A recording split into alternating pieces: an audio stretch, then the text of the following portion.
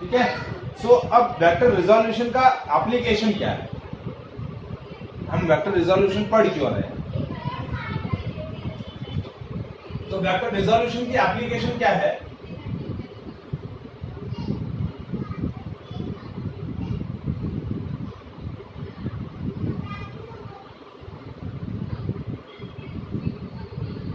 जब भी क्या होंगे, दो से ज्यादा वेक्टर्स हैं और उन दो से ज्यादा वेक्टर्स को यदि हमें वेक्टरली ऐड करके उनका रिजल्टेंट कैलकुलेट करना है, जैसे सपोज आपके पास 3 वेक्टर्स हैं, 4 वेक्टर्स हैं, 5 वेक्टर्स हैं और उन वेक्टर्स का वेक्टर एडिशन करना है। तो वेक्टर एडिशन के लिए अब तक हमने कौन से 2 लॉज पढ़े हैं, triangle law of vector addition and parallelogram law of vector addition.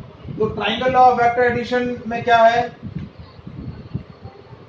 Triangle law of vector addition में हम दो वेक्टर्स को ऐड कर रहे हैं। जैसे सपोज मेरे पास 4 वेक्टर्स हैं जिनका मुझे रिजल्टेंट कैलकुलेट करना है, तो पहले मैं क्या करूंगा, I am taking first 2 vectors, उन दोनों का रिजल्टेंट निकालूंगा, then it will be vectorially added with the third vector, फिर उनका रिजल्टेंट निकालूंगा, that resultant will be vectorially added with the 4 vector और फिर उसका रिजल्टेंट निकालूंगा। So this whole process is time consuming and lengthy, क्योंकि अब तक हमने दो वेक्टर्स का वेक्टर एडिशन डिस्कस किया है और उसी को स्टडी किया है। लेकिन सपोज 2 से ज्यादा वेक्टर है और मुझे इस टाइम कंज्यूमिंग प्रोसेस को और कैलकुलेशन ज्यादा है उसके अंदर, तो उसको अवॉइड करने के लिए मैं कौन सा प्रोसेस यूज करूंगा, वेक्टर रिजोल्यूशन। तो जब आपके पास 2 से ज्यादा वेक्टर्स हैं और उनका वेक्टर एडिशन आपको परफॉर्म करना है, तो उनका वेक्टर एडिशन आप किससे हेल्प से कर सकते हैं, वेक्टर रिजोल्यूशन प्रोसेस के, किसके थ्रू कर सकते हैं, वेक्टर रिजोल्यूशन। तो vector resolution is used to determine the resultant of 2 और मोर देन 2 वेक्टर्स। 2 मतलब 2 से ज्यादा वेक्टर्स को वेक्टरली ऐड करना है और उनका रिजल्टेंट कैलकुलेट करना है, तो मैं क्या मेथड यूज करूंगा, वेक्टर रिजोल्यूशन। अब देखिए कैसे इसको कर रहे हैं, मैं एक न्यूमेरिकल क्वेश्चन से आपको इसको डिस्कस करता हूं, ठीक है। Wait a minute, 2 minute. 3 vectors A, B and C, whose magnitudes are 2 units, 3 units and 1 unit respectively, and they making different angle with the positive x-axis। ठीक है, 3 वेक्टर हैं, एक है वेक्टर ये, दिस इज पॉइंट ए, इसका vector A का magnitude है 2 unit, second है वेक्टर बी, ये 30 डिग्री बना रहा है, ये वेक्टर है B, this makes an angle 90 degree, and this is the vector C, इसका मैग्नीट्यूड है 3 यूनिट और इसका मैग्नीट्यूड है 1 unit, and it's make an angle 60 degree. ठीक है, 3 वेक्टर्स हैं, आपको क्या कैलकुलेट करना है, find their resultant and direction, find the resultant of these 3 vectors and their direction।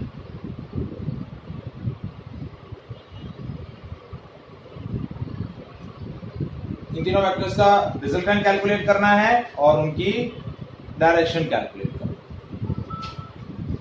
ठीक है, तो अब देखिए हम क्या लॉजिक यहां यूज करेंगे।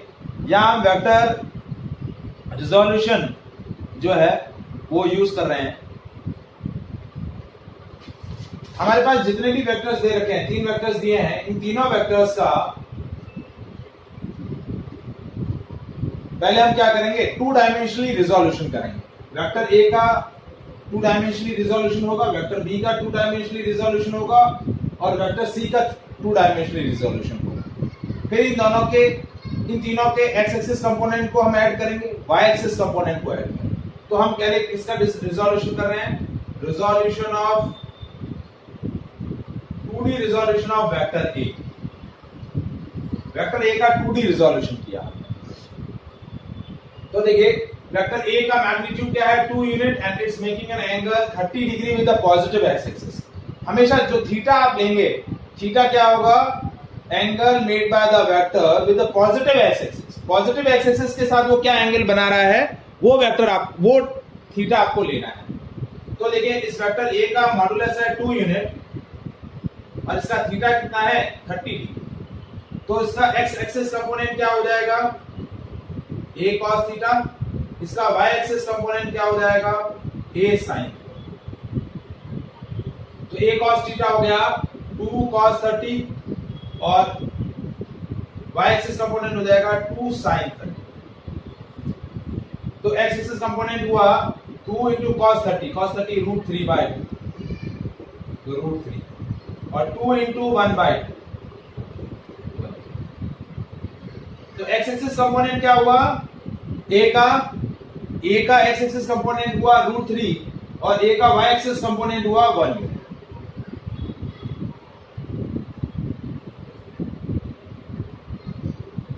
इज इट क्लियर, समझ में आया बेटा?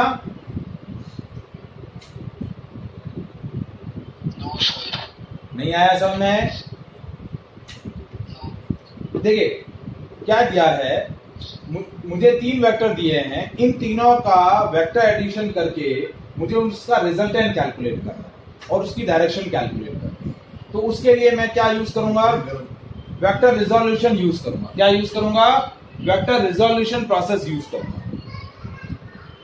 मैं क्या कर रहा हूं, वेक्टर ए, वेक्टर बी और वेक्टर सी, इन तीनों के 2 डायमेंशनल रिजोल्यूशन कैलकुलेट करूंगा। तीनों के एक्स एक्सिस कंपोनेंट कैलकुलेट करने हैं और तीनों के वाई एक्सिस कंपोनेंट क्या करना है, मुझे कैलकुलेट करना है। अब ये वेक्टर ए है, तो वेक्टर ए का मैग्नीट्यूड कितना है 2 यूनिट और वेक्टर ए कितना एंगल बना रहा है 30 डिग्री। तो हमने देखिए कल डिस्कस किया था, वेक्टर ए का एक्स एक्सिस कंपोनेंट क्या होता है, a cos थीटा, और वेक्टर ए का y कंपोनेंट क्या होगा, a sin थीटा।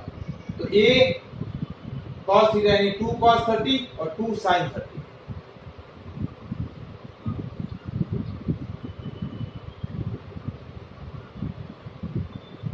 तो 2 cos 30 की वैल्यू हो गई 2 into √3/2, 2 sin 30 is 2 into 1/2, 2 cancel हो गया, √3 और 1 यूनिट, √3 यूनिट और 1 यूनिट। ये आया समझ में?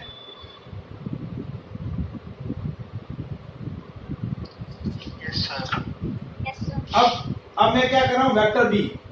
अब वेक्टर बी देखिए पॉजिटिव एक्स एक्सिस के साथ क्या एंगल बना रहा है, ये देखिए ये पॉजिटिव एक्स एक्सिस है।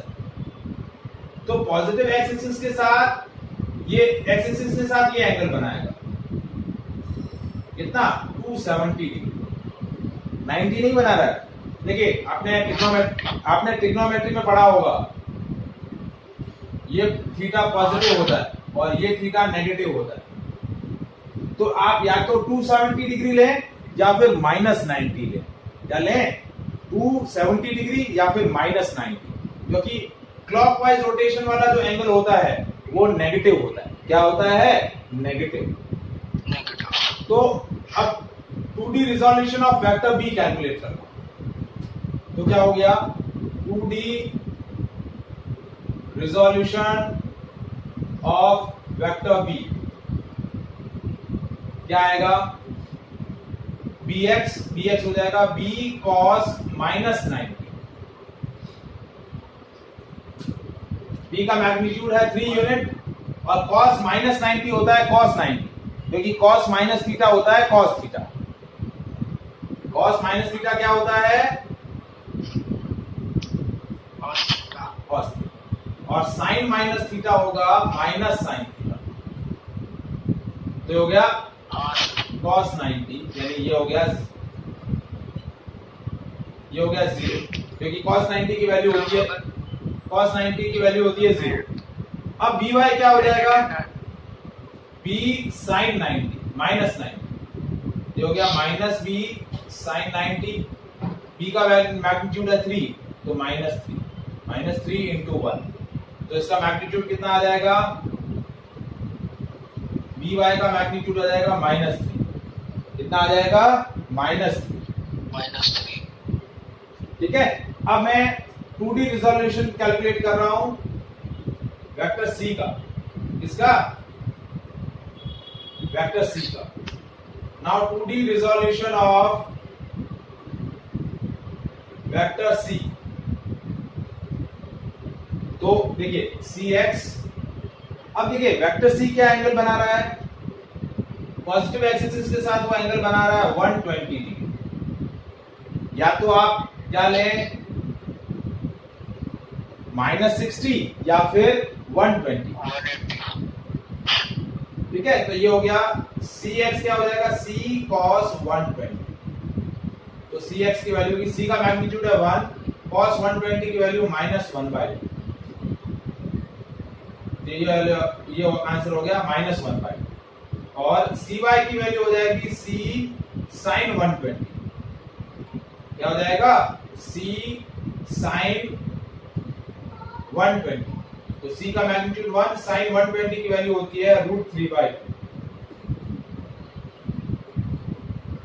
तो देखिए ये वेक्टर B के दो कंपोनेंट आ गए, ये वेक्टर A के दो कंपोनेंट आ गए और वेक्टर C के दो कंपोनेंट आ गए। तो तीनों वेक्टर्स के AX AY CX CY और BX BY कंपोनेंट्स कैलकुलेट हो गए,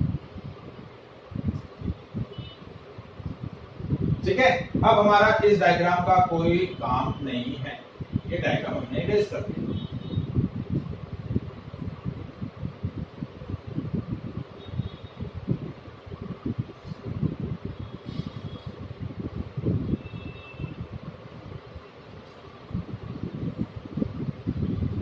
अब हमने क्या किया, इन तीनों वेक्टर्स के एक्स एक्सिस कंपोनेंट ऐड कर दिए। Rx क्या हो जाएगा, Rx is Ax Bx Cx और Ry क्या हो जाएगा, Ay By Cy। तो Ax क्या है √3, Bx क्या है 0 और Cx क्या है -1/2। ये हो गया √3 -1/2। अब Ay क्या है, Ay है 1, By है -3 और Cy है +√3/2। तो ये हो जाएगा √3/2 -2।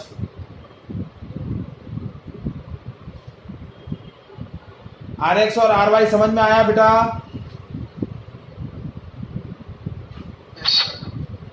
कृष्णा मैत्री समझ में आया बेटा?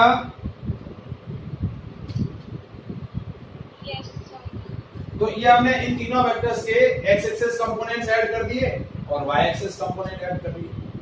अब हमने कल क्या डिस्कस किया था कि जब वेक्टर्स को टू डायमेंशनली रिजॉल्व करते हैं तो वेक्टर ये होता है ax√ax² प्लस ay² और tan थीटा क्या होता है ay/ax। तो हमें r कैलकुलेट करना है, तो r की वैल्यू क्या हो जाएगी, इसी लॉजिक के हिसाब से r की वैल्यू हो जाएगी √rx² प्लस ry², ठीक है। और tan थीटा क्या हो जाएगा ry/rx।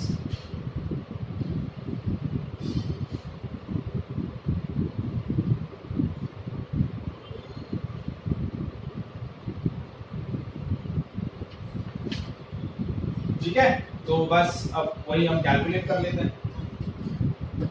तो rx², इसका स्क्वायर करेंगे √3 -1/2 का स्क्वायर, तो a² plus b² -2a into b।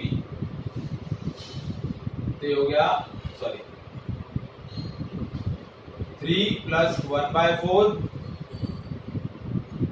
Minus √3, ये हो गया 12 प्लस 1 माइनस 4√3/4, ये हो गया 13 माइनस 4√3/4।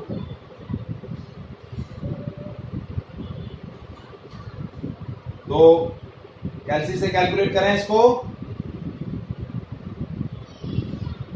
चलिए कैलसी से कैलकुलेट किया हमने इसको।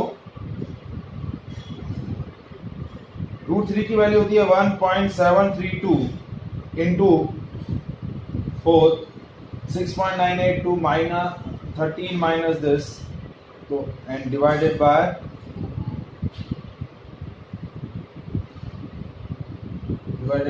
4। So this will be 1.52 RX square की वैल्यू है, तो RX की वैल्यू आ जाएगी रूट 1.52 स्क्वायर रूट ऑफ 1.52, तो ये हो गया 1.23, क्या आ गया 1.2। अब RY स्क्वायर क्या हो जाएगा, रूट 3/2 माइनस 2 का होल स्क्वायर, तो ये हो गया, हमें RX की वैल्यू तो नहीं चाहिए, RX स्क्वायर ही चाहिए। RY स्क्वायर की वैल्यू क्या हो जाएगी, रूट 3/2 का स्क्वायर प्लस 2 का square minus 2 into root 3/2 into 2, ये 2 से 2 कैंसिल, ये हो गया 3/4 प्लस 4 माइनस 2 रूट 3, एलसीएम आया 3 प्लस 16, 4 एलसीएम ले लिया, 3 प्लस 16 माइनस 8 रूट 3, ये हो गया 19 माइनस 8 रूट 3/4। तो इसको सॉल्व किया हमने, देखिए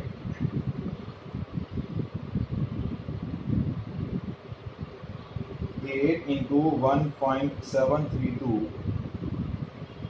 माइनस 19 5.144 डिवाइडेड बाय 4 1.29,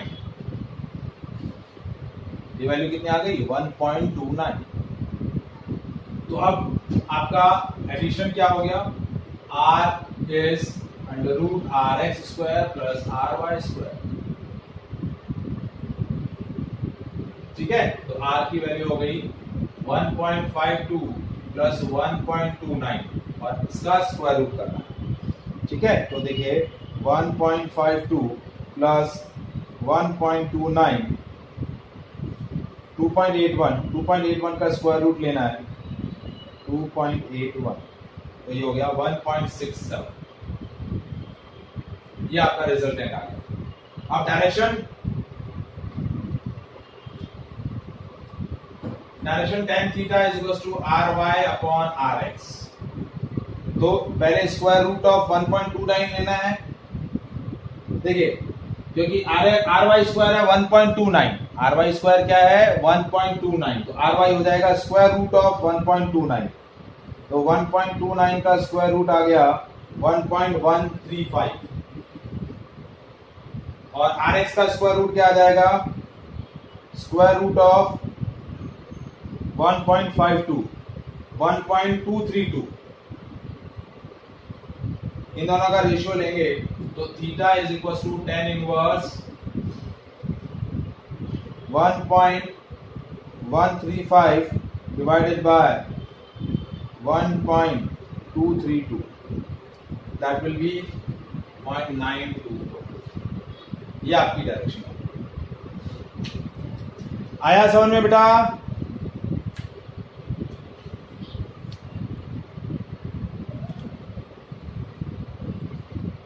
आया बेटा वेक्टर रिजोल्यूशन,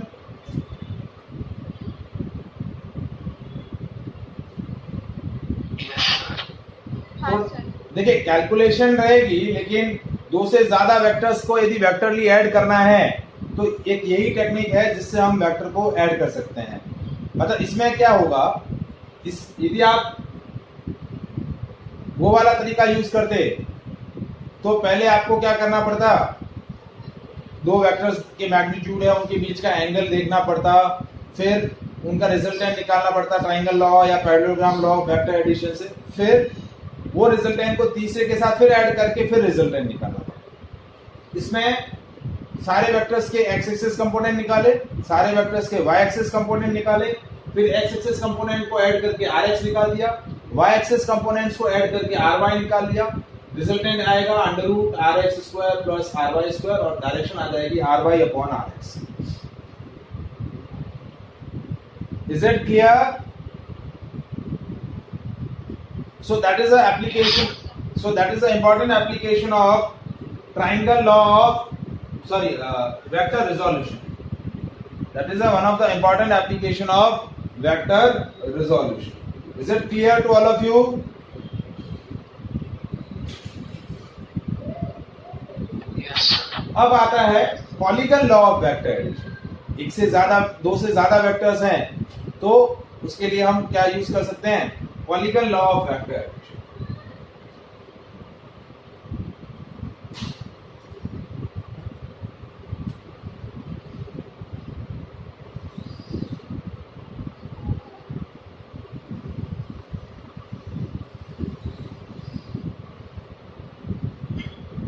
So polygon क्या होता है? A closed figure is known as polygon. Suppose if we are considering n sides of polygon, क्या है? Polygon की कितनी sides हैं?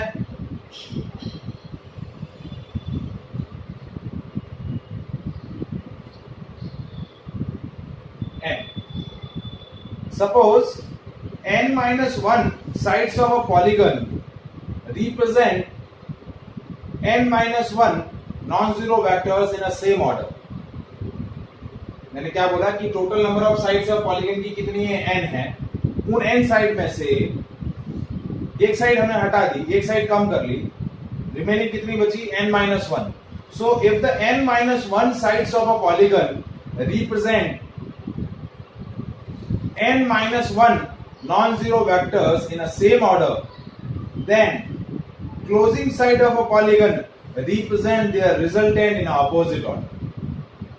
जैसे for example if I am taking a hexagon, so number of sides कितनी हो जाएंगी,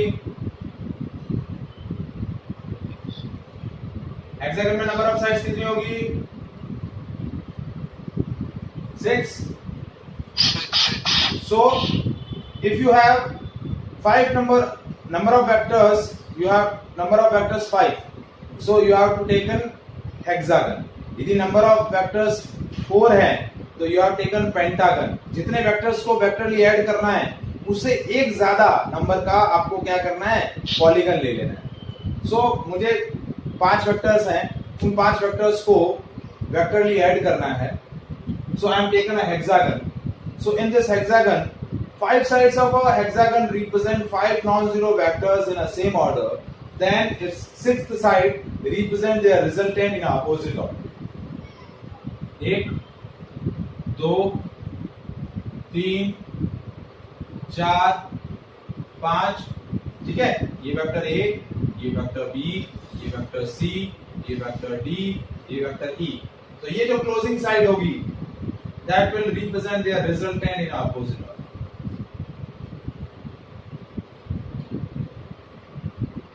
तो vector R is equals to vector A plus vector B plus vector C plus vector D plus vector E।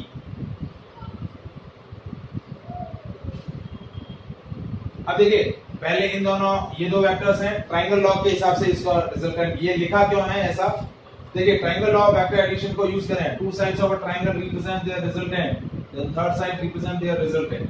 तो A और B का resultant ये आया, resultant vector A plus vector B, ये डायरेक्शन।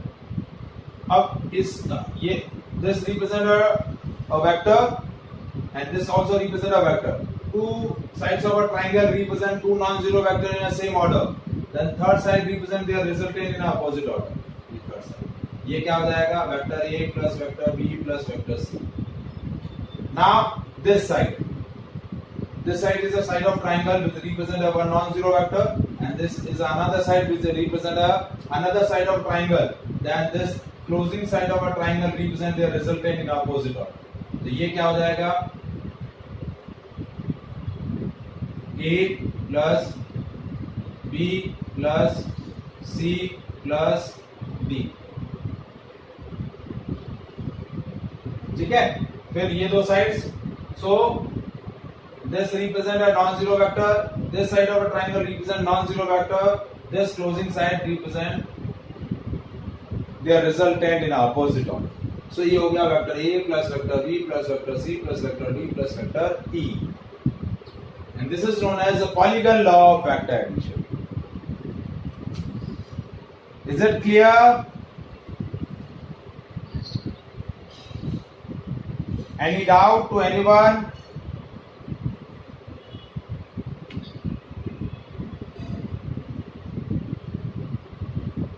Confirm?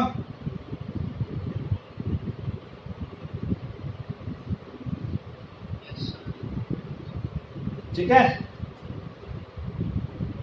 कितना टाइम बेटा बचा है?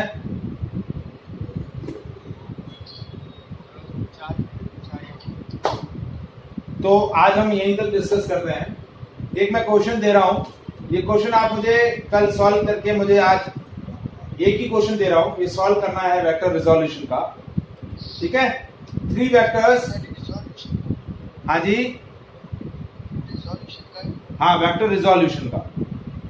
3 vectors A, B and C, each of having a magnitude of 100 units.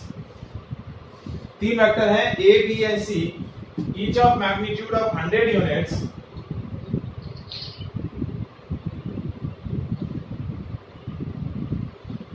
And inclined to x-axis at angle of 45, 135 and 350. Vector A 45 है, vector B जो है वो 135 है, और वेक्टर C जो है दैट इज 315। ठीक है, तो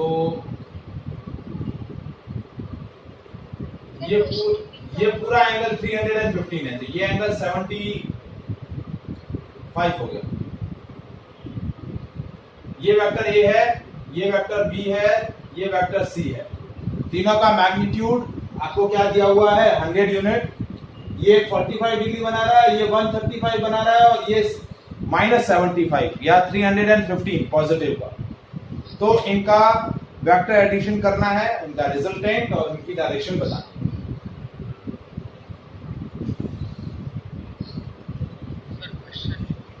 मैं वापस से रिपीट कर रहा हूं। 3 vectors A, B and C, each of having magnitude of 100 units.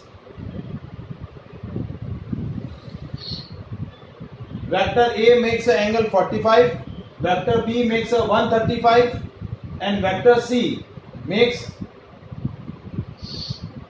315 degree with positive x-axis.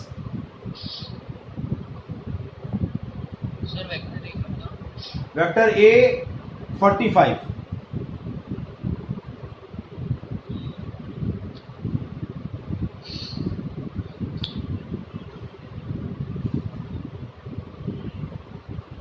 Is it clear? So ये क्वेश्चन आपको सॉल्व करना है और मुझे इसका आंसर बताना है। अब हमारा चौथा ऑपरेशन है vector multiplication, that we will discuss in the next session. Okay, bye.